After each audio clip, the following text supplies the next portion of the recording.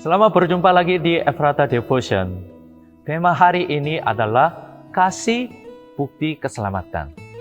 Bapak Ibu, banyak orang Kristen berpikir bahwa iman itu sangat penting. Untuk diselamatkan, iman itu harus ada.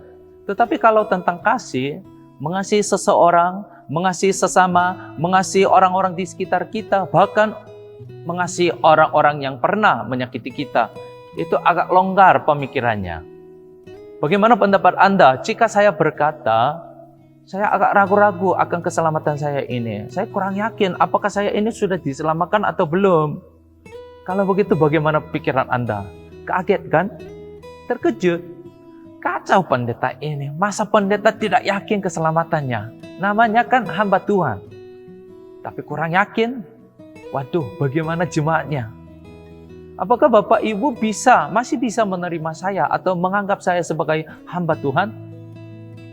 Tetapi kalau begitu, bagaimana ini? Jika saya berkata, Pak, terus terang aja, saya masih membenci si anu itu, susah ampuni dia, apalagi mengasihi dia. Bagaimana ini, Pak? Kalau begini, bagaimana pendapat Anda? Nggak apa-apalah Pak Pendeta. Kan Pak Pendeta juga manusia. Wajar kok susah mengampuni seseorang. Jika dia benar-benar menyakiti kita, kita berdoa aja yuk.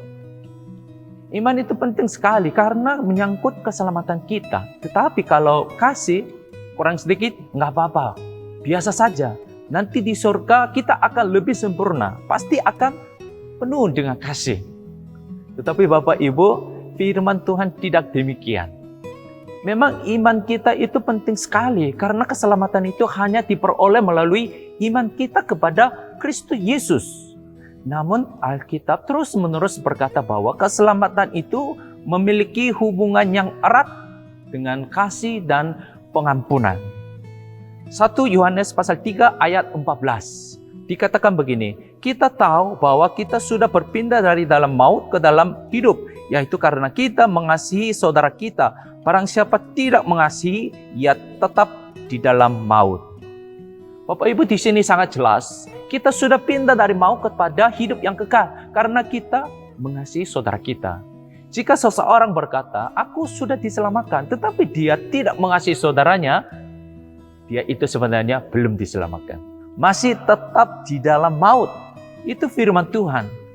Sekali lagi Bapak Ibu, jangan bingung, jangan salah paham juga. Keselamatan itu jelas kita terima dari Tuhan Yesus melalui iman kita kepada Tuhan Yesus. Dan cukup hanya dengan iman itu. Namun persoalannya, iman itu harus dibuktikan dengan kasih kita kepada orang lain. Jangan omong doang. Iman kita itu harus iman yang hidup, jangan iman yang mati. Yakobus pasal 2 ayat 17 dikatakan, demikian juga halnya dengan iman. Jika iman itu tidak disertai perbuatan, maka iman itu pada hakikatnya adalah mati. Rasul Yakobus berkata, jika iman itu tidak disertai perbuatan, iman itu adalah mati. Iman yang palsu. Arti kata perbuatan di sini bukanlah perbuatan baik semata. Apakah tindakan Abraham yang mempersembahkan anaknya Ishak itu suatu perbuatan baik? Atau tindakan Rahab yang menyembunyikan pengintai-pengintai bangsa Israel di dalam rumahnya? Apakah itu perbuatan baik juga? Iya, bagi bangsa Israel itu bisa jadi perbuatan baik. Tetapi bagi penduduk kota Yeriko, Rahab itu adalah pengkhianat. Tidak baik perbuatannya, bukan?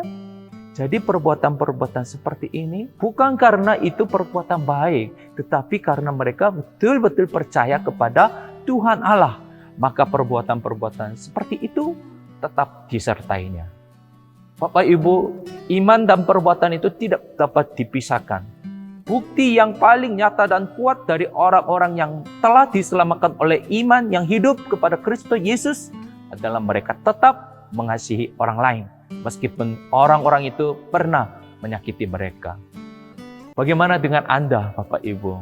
Adakah buah kasih di dalam hidup Anda? Oleh sebab itu, Bapak Ibu, kita harus tekun memandang Yesus dan bersekutu dengan Kristus Yesus yang adalah Maha Kasih. Bapak Ibu, Tuhan Yesus rela mati untuk menyelamatkan saya dan saudara.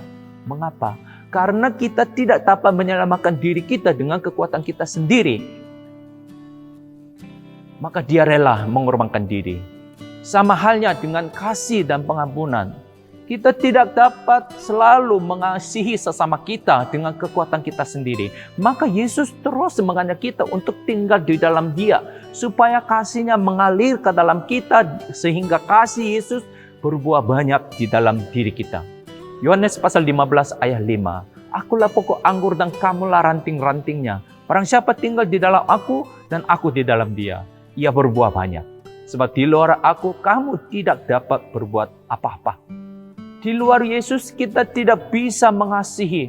Tidak ada yang dapat kita berbuat di luar Yesus. Sebagaimana kita tetap dapat menikmati sukacita keselamatan kita ketika kita terus tetap memiliki iman yang hidup, percaya tetap hanya kepada Tuhan Yesus saja. Mengasihi orang lain, buah kasih itu juga sama. Buah kasih itu juga dapat kita hasilkan jika kita tetap tinggal di dalam Yesus.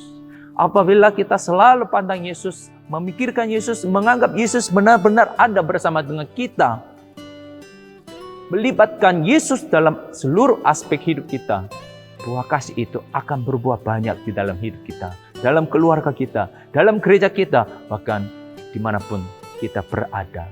Bapak Ibu, masih adakah orang-orang yang sulit Anda kasihi? Pandanglah Yesus, panggillah namanya, dan buktikanlah keselamatanmu dengan kasih kepada Tuhan dan kepada sesama kita. Tuhan Yesus memberkati kita. Shalom.